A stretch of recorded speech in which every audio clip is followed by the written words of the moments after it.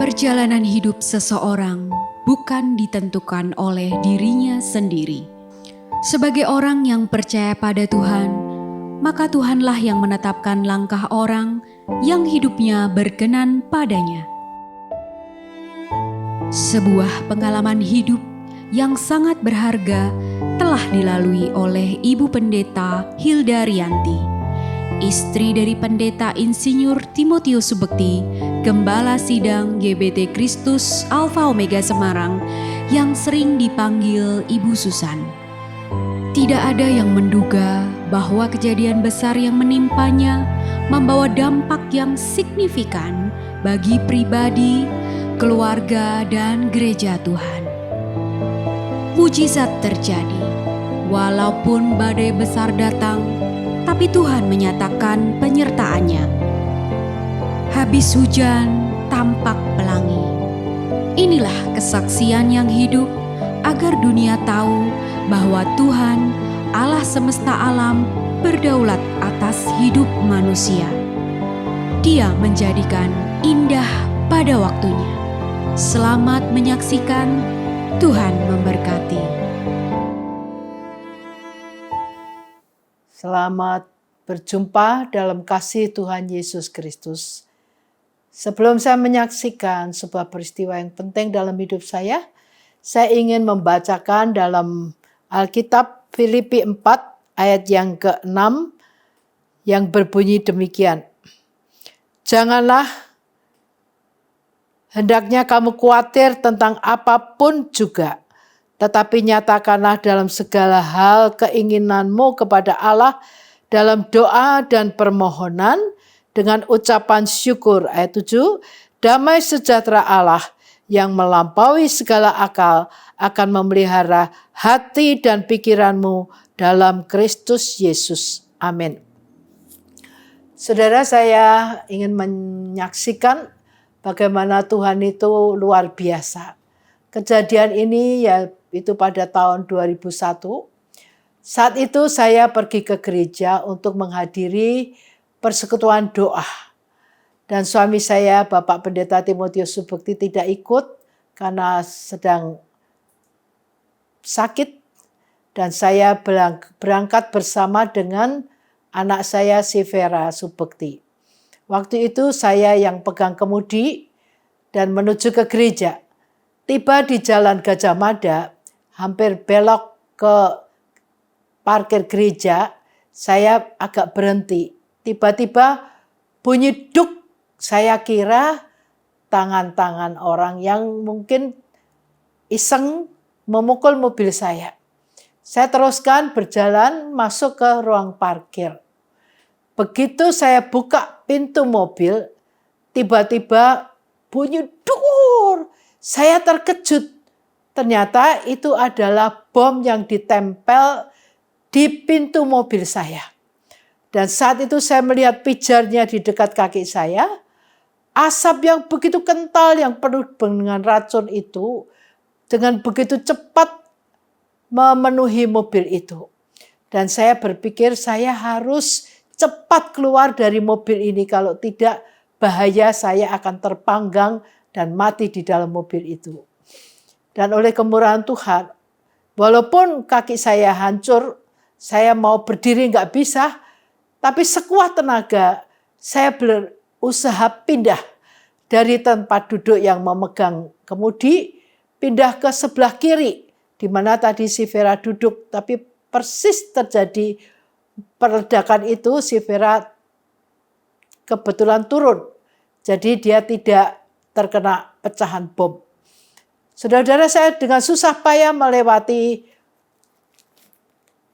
box yang untuk Forsneleng itu. Dengan susah payah saya pindah ke tempat duduk sebelah. Saya buka pintu mobil selebar-lebarnya dan saya melemparkan diri sejauh mungkin dari mobil itu. Akhirnya terkaparlah saya di lantai parkir gereja. Saat itu lampu-lampu di lantai parkir padam karena ledakan bom itu. Dan orang-orang di lantai atas yang sedang berdoa karena dengan ledakan bom, mereka bubar dan sebagian pulang, sebagian ke ruang parkir. Dan saya melihat di ruang parkir itu gelap, tapi ada seorang bapak, seorang pendoa yang melihat saya. Dia berkata, saya melihat seperti ada seorang yang menatang ibu. Dalam keyakinan saya, dalam iman saya percaya itu malaikat Tuhan yang mengadakan pertolongan pertama. Karena saya melemparkan diri ke lapangan parkir itu terdiri dari paving yang mungkin juga bisa membuat saya luka. Tapi puji Tuhan ada pertolongan Tuhan sehingga saya tidak terlalu terkena dampak paving itu. Tapi saya teriak, tolong, tidak ada orang yang turun untuk menolong saya. Tiba-tiba ada 3 anak remaja datang rupanya melihat saya dan takut lalu lari pergi. Dan tidak lama kemudian saya diangkut ke dalam sebuah mobil dan dibawa ke rumah sakit Telogorejo. Selama dalam perjalanan, leher saya seperti dicekik, rasanya mau mati. Saya berkata, Tuhan, saya tidak mau sakit hati dengan siapapun, ampunilah orang yang ngebom saya. Buatlah mereka bertobat dan supaya mereka mengenal kasih-Mu Tuhan. Dalam keadaan sesak nafas itu saya terus diluncurkan ke rumah sakit Telogorejo. Dan setiba di rumah sakit tidak ada darah yang tersedia untuk saya. Saya harus menunggu 3,5 jam kemudian baru ditransfusi darah. Bapak Ibu Saudara sekalian, transfusi itu darahnya kan pelan. Tes. Tapi darah dari paha saya yang luka demikian parah, itu darah mengalir begitu deras. Oleh kemurahan Tuhan, saya tidak pingsan. Dan saya diopnam di situ, akhirnya ditransfusi darah. Dan tetap saudara-saudara saya dalam keadaan kritis. Dan waktu itu seorang dokter bedah yang menangani kaki saya, dia melihat kondisi saya yang begitu parah. Mungkin dia sudah menganggap saya itu hopeless. Gak ada harapan, ya dioperasi sekedarnya. Setelah itu dia pergi, tapi darah itu masih mengalir terus. Sampai di tempat tidur itu masih banyak darah. Oleh kemurahan Tuhan, kami punya kawan seorang dokter dari Ungaran, yaitu Dr. Timotius, yang dia menolong saya. Dan waktu itu dia mengoperasi lagi, jadi operasi yang kedua, karena dia melihat masih banyak pecahan-pecahan yang ada di dalam bom itu, seperti kaca, seperti mur, baut, barang-barang seperti itu masih ada sebagian di kaki saya. Dia coba membersihkannya. Dan setelah itu dia tutup kembali, tapi kondisi saya masih lemah sekali, saudara. Pada satu saat, saya itu merasa takut kalau saya harus menghadapi kematian. Walaupun saya seorang hamba Tuhan, tapi saat itu juga manusiawi ya kalau saya menghadapi ketakutan, nanti bagaimana? Karena banyak selang-selang masuk di mulut saya, tangan saya diikat, kaki saya diikat, walaupun suami ada dekat, saya tidak bisa ngomong apa-apa. Dan saya takut untuk menghadapi kematian itu, tiba-tiba roh Tuhan datang kepada saya.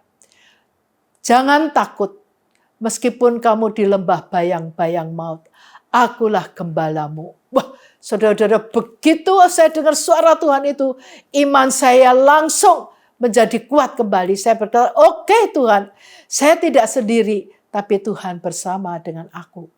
Dan tidak lama kemudian, saudara-saudara, saya merasa seperti ada sesuatu dicabut dari kepala saya, itulah saat kematian. Karena dokter ngomong kepada suami saya, Pak, Bapak pendeta, jadi saya kasih tahu bahwa ibu sudah flat. Artinya tanda di TV itu kalau sudah flat berarti orangnya sudah meninggal. Dan saudara-saudara saat itu suami saya, Bapak Pendeta Timotius Subekti, anak saya dan ada Pak Yan kalau nggak salah waktu itu berdoa semua memohon anugerah Tuhan. Dan saat itu waktu sudah tercabut, saya tuh nggak tahu, saya seperti di satu tempat, saya ngomong sama Tuhan, Tuhan, kalau boleh beri saya panjang umur supaya saya boleh menemani suami saya dalam melayani Tuhan. Karena tiba-tiba wajah suami saya itu ada di depan saya, jadi saya doa seperti itu. Tapi saya mengucap syukur, Tuhan, yang kena bukan suami saya. Karena suami saya masih dibutuhkan orang banyak lebih dari saya. Saya bersyukur yang kena saya bukan anak saya. Karena si Vera masih kuliah dan dia masih punya masa depan yang panjang. Dan saya sudah menggunakan kaki saya untuk melayani di kota, di desa-desa. Sebab itu saya bersyukur kalau saya yang kena. Tapi saat itu Tuhan rupanya juga belum menjawab doa saya. Saya masih bingung, saudara-saudara. Apakah saya ini mau dibawa ke surga, di mana beberapa pendoa juga dibawa ke surga melihat pesta yang sudah siap. Dan saat itu, saudara-saudara, saya cuma berdoa begitu, saya berserah kepada Tuhan. Tiba-tiba di tempat saya berbaring itu ada pendeta muda yang dekat dengan saya. Dia lihat tanda di TV itu. Dia bilang, tante hidup lagi, tante hidup lagi. Karena ada tanda kehidupan itu nyata di TV itu. Dan oleh kemurahan Tuhan, saya dihidupkan kembali. Jadi saya bisa bernafas, tetapi kondisi tubuh saya masih parah. Dan saat itu, saudara-saudara, suami saya menghubungi Singapura. Dokter Singapura mengatakan kalau tandanya seperti itu, harus dioperasi lagi. Dan saya dijemput oleh pesawat jet dari Singapura, dibawa ke Singapura. Di Singapura saya masuk ruang operasi, saya tahu. Saya lihat, waduh, dulu saya pernah masuk sini, ini ruang operasi. Jadi saya berkata kepada Tuhan, Tuhan, sudah saya mau nyerah sama Tuhan. Apapun yang terjadi, saya serahkan semua dalam tangan Tuhan. Dan betul, saudara-saudara, saya dimasukkan di ruang operasi itu. Saya dioperasi lagi untuk ketiga kalinya. Karena dokter Singapura tidak yakin bahwa kotoran dari bom itu sudah bersih. Memang lukanya parah sekali, saudara-saudara. Dan saya dioperasi untuk yang ketiga kali. Saudara-saudara, suami saya dengan beberapa saudara menunggu di luar ruang operasi.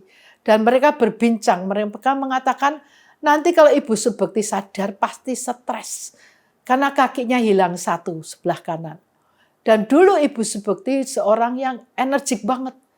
Dan seorang wanita yang seperti itu kalau tahu kakinya hilang pasti stres.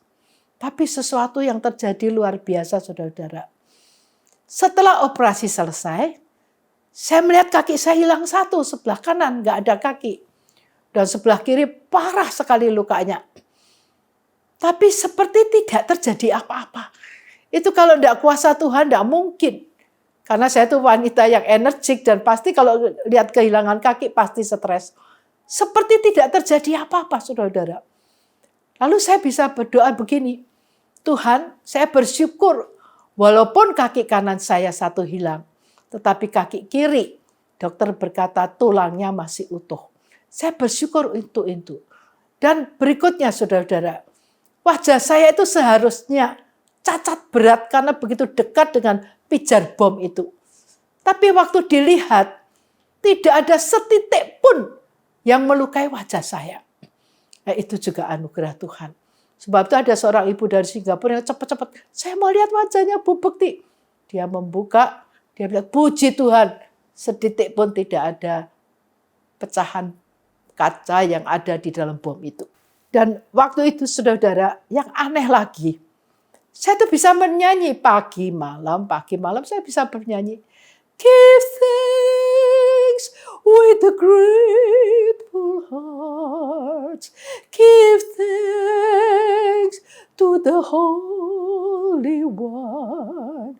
Give thanks because He's given Jesus Christ, His Son. And now, let the weak say, I am strong. Let the poor say, I am rich because of what the Lord has done for me. Give thanks. Pagi saya nyanyi itu, sore saya nyanyi itu, seperti tidak terjadi apa-apa, saudara-saudara. Dan itu kekuatan yang Tuhan berikan luar biasa. Dan saudara-saudara, oleh kemurahan Tuhan, dalam waktu yang singkat saya boleh keluar dari rumah sakit itu. Tapi sebelum saya keluar, saya sempat berdoa begini, Tuhan, saya merasa aneh, kenapa ya Tuhan? Saya ini kan wanita, seharusnya saya stres berat. Tapi kok saya bisa merasa seperti ini, kenapa Tuhan? Tuhan berkata, oleh karena kamu mengucap syukur, itulah kekuatanmu. Sebagaimana firman tadi yang saya katakan, ucapkanlah syukur dalam segala hal, maka damai sejahtera ilahi itu akan memelihara pikiran dan hatimu di dalam Kristus Yesus. Lalu saya berkata, Tuhan, apa yang saya deritakan tidak sebanding dengan penderitaan Tuhan. Karena dalam hati saya melihat Tuhan itu tersalib dengan luka yang begitu parah. Tuhan berkata begini, engkau rela menderita untuk orang-orang yang kau kasihi. Aku menderita naik ke Bukit Golgota untuk kamu juga yang aku kasihi. Waktu itu saya menangis. Saya berkata, Tuhan, keinginanmu begitu luar biasa untuk menolong saya. Dan Tuhan tidak sebanding karena darah yang menetes di tubuh Tuhan. Engkau rasakan sakitnya. Semua luka yang ada pada tubuhmu, engkau rasakan sakitnya. Tetapi semua luka yang ada pada tubuhku, engkau nyatakan mujizatmu sampai aku tidak merasa sakit sedikit pun. Itu penyertaanmu yang luar biasa Tuhan. Dan oleh kemurahan Tuhan, saudara-saudara, Tuhan memberi saya kekuatan batin yang luar biasa. Dan tidak lama kemudian saya keluar dari rumah sakit. Lalu saya dibawa ke Amerika untuk membuat kaki palsu. Dan di sana saya tidak kenal dengan dokter itu. Dia berkata, kalau saya kenakan orang lain, kira-kira 150 juta rupiah. Tapi for you, I give you free.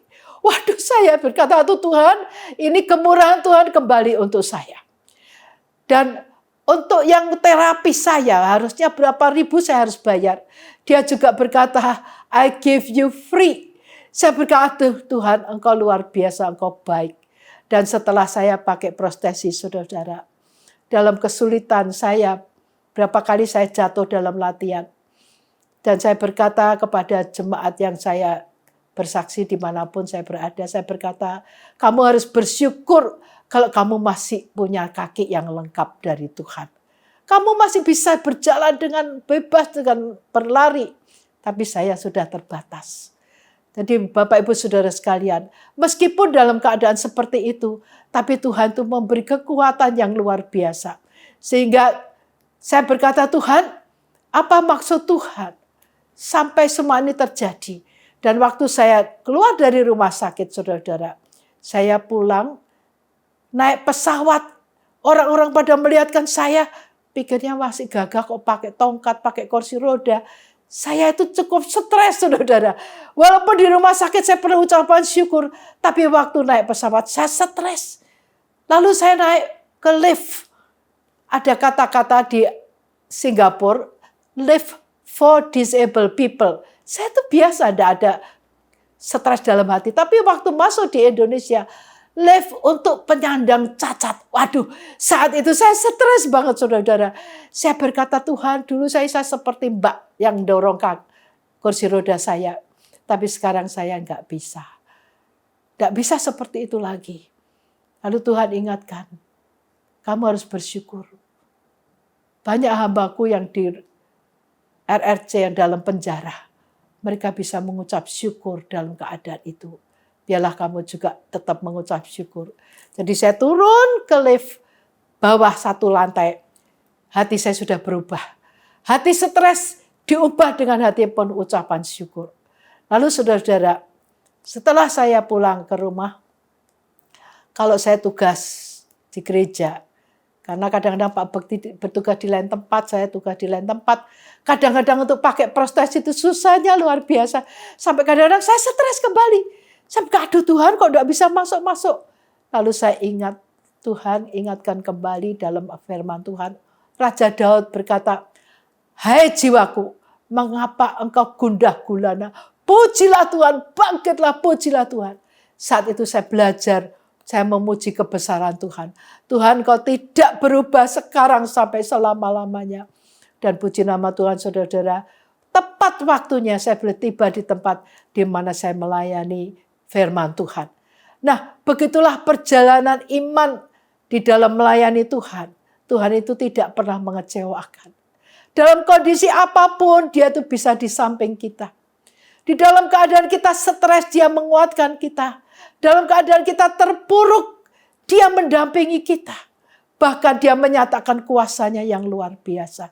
Jadi kalau saya dari kematian Tuhan hidupkan kembali. Dari luka yang begitu parah Tuhan beri mujizat sehingga saya tidak merasa sakit.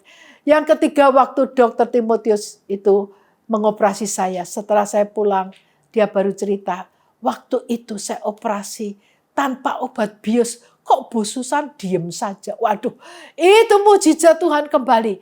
Sebab itu saudara saya berkata Tuhan itu maha baik. Walaupun saya harus melalui peristiwa yang tragedi yang mengerikan. Tapi penyertaan Tuhan itu luar biasa. Dia berkata, aku beserta dengan engkau sampai kesudahan alam.